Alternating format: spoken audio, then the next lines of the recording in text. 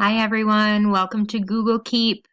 So Professor Brunin kind of mentioned it in class a couple weeks ago, and I've been doing some of my own research on it to see what it is and what to do with it. So the nice thing about Google Keep is that, like everything else Google, it will follow you everywhere. So if I make a note on my tablet or if I make a note on my laptop or my phone, no matter what, I can reach it. What I like to use this for is obviously for to-do lists, or if I have a grocery list or whatever I need a list for. I no longer have to stand in the grocery aisle going, but why are you here? So first things first, to take a note, you jump right in the section here that says take a note. You can add a title.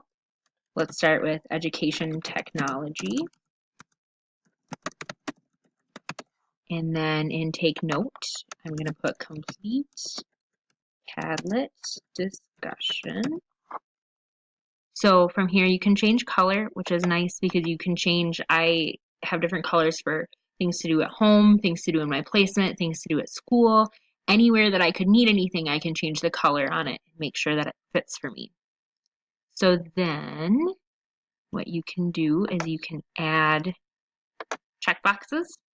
So when you go through, it's just like a to-do list and you can cross it off as you can see on the bottom when you're done, which is very satisfying. I like to hit pin here, so then it shows up first thing when I open Google Keep. Hit done, and there's your note. And then as soon as you're done with it, like I said, you can go in here, click the checkbox, and it'll cross it off for you. And when you're done, you can go over here to delete note, and you are all set. Well, I hope you guys enjoyed Google Keep, and I will see you later. Have a good week.